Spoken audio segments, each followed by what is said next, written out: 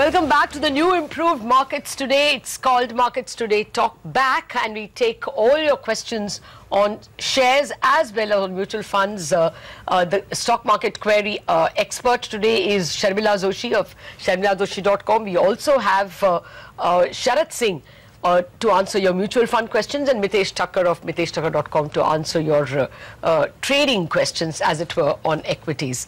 The first question we have after the break is coming from one of our Twitter friends, and this is Raj Kumar Naga writing to us. He wants to know about the future of Spice Jet for the next 1 year. 1 year, and therefore I'm giving it to you, Mitessh.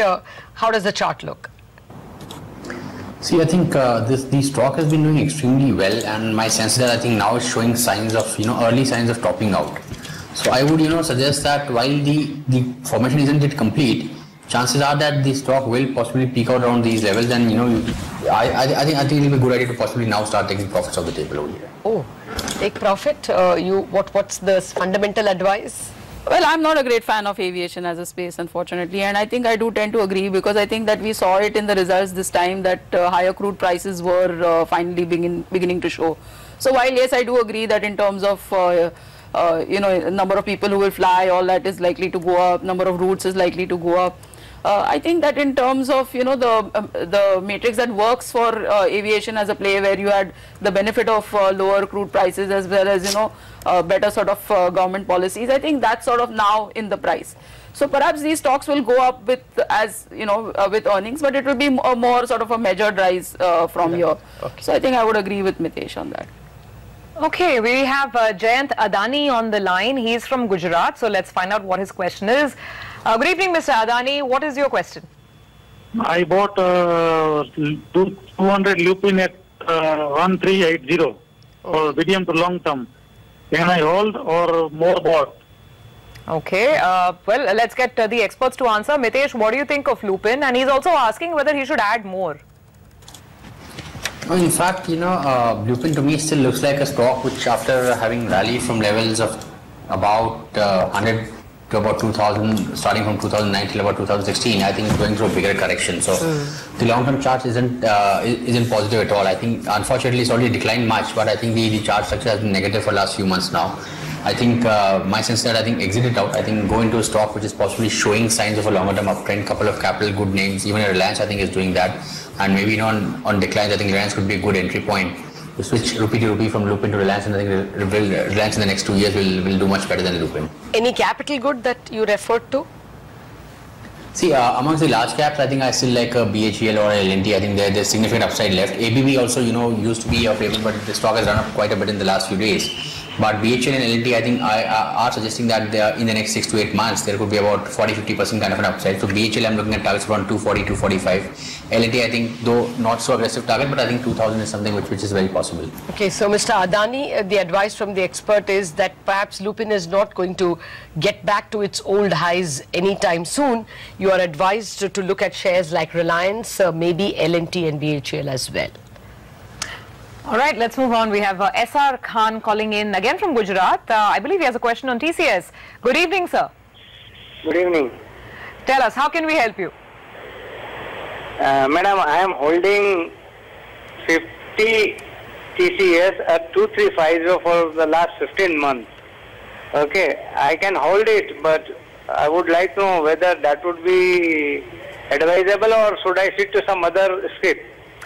Okay, well, let's ask the expert. We've heard the companies, we know the noise around the visa wars, etc. Sharmila, what should he do? First of all, I find this price a little puzzling. I mean, I don't know if there has been any corporate action in the meantime. But yes, I think the last 18 months or so have not been the best for IT as a sector, and I think we have to live with the new reality that the kind of valuations that IT companies got in the past, maybe going ahead we won't give them the same valuations, even if we say that things could look better for them going ahead, and it's not all gloomy.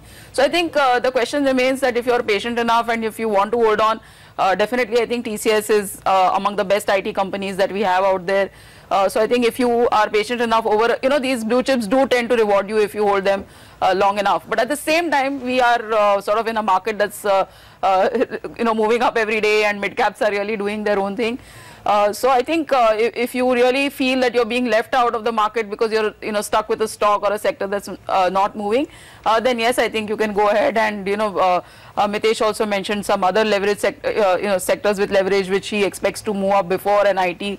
So maybe you could look at that or anything that else that happens to be doing well, companies with decent results, and whether run-up is also good. So you could switch to that because this is a market that is sort of on the move. Okay, well, the advice to you, Mr. Khan, is that TCS, if you're patient, a good stock like TCS will continue to give you rewards. If you are tempted by the big rally in the markets, then stocks like Reliance or capital goods stocks like L&T, BHEL are also something you can look at. Much will depend really on your risk appetite, and if you want to go to to mid-cap stocks, then you must certainly consult a stock expert and maybe revisit us on another day.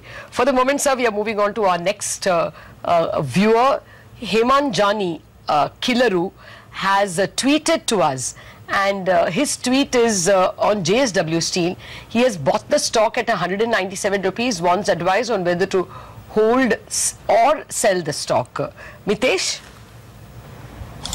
See, I believe it's for short term, and my sense is that I think, while the metals have gone through correction and some kind of pullback with Vedanta, etc., I think JSW Steel has managed to hold on to its trend still in outperformance mode. I think if it doesn't break 185, 184, I wouldn't really be worried about it. So that can be your stop loss level, just below that. And I think I would look at targets of around 225, 230 if you give it a few weeks of time. Okay, well, let's take in one more question. We have Vanishri Jain, who's written in from Andhra Pradesh, wants to invest in mutual funds. She's got about 2 lakh rupees and she's ready to stay invested for 3 years. So almost the perfect candidate. You were just saying, Sharad, that 3 years is the minimum time frame that you should have. 2 lakhs, how should she split it up?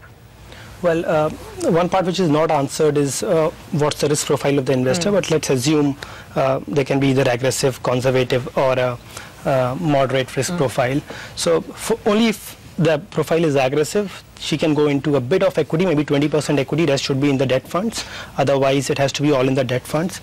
If I were to name a few, so let's assume a mid-path, a moderate investor. So it should be 100% into debt funds, no equity exposure for that period of time. She can split money across DSP BlackRock Income Opportunities Fund, 50% of it, and then maybe equally in Birla Sun Life Short-Term Fund and Kotak Treasury Fund.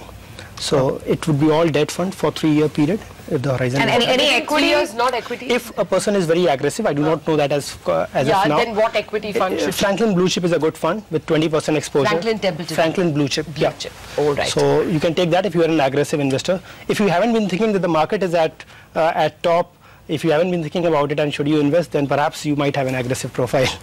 Okay. If you have been thinking about it, then I think you would not. You'd be moderate or conservative. All right. Well, we'll let Vanishri Jain decide that. Sure. I hope she is listening in. Mitessh, Sharmila and Sharad Singh, thank you very much for joining us. Well, you know that the US FOMC is the one that, the US Fed is the one that moves markets. William Dudley, one of the big personalities from the US FOMC, of the Fed Governor of New York, is in Mumbai, and here's what he had to say about global growth and the necessity to have open trade and fewer trade barriers. Listen in. We will meet again tomorrow and take more of your questions. Raising trade barriers would risk setting off a trade war, which could damage economic growth prospects around the world. Measures that raise trade barriers typically would protect lower wage, import competing jobs, but they would also weigh on the prospect for jobs in the more efficient export sector, which tend to be higher paying. The outcome would be countries producing more where they have a competitive disadvantage and less where they have a competitive advantage. Of course, this is the exact opposite of where we should be aiming, or what we should be aiming for. Researchers that have studied this closely estimate that the cost per job saved from protectionist measures in the United States typically run into the hundreds of thousands of dollars per job per year.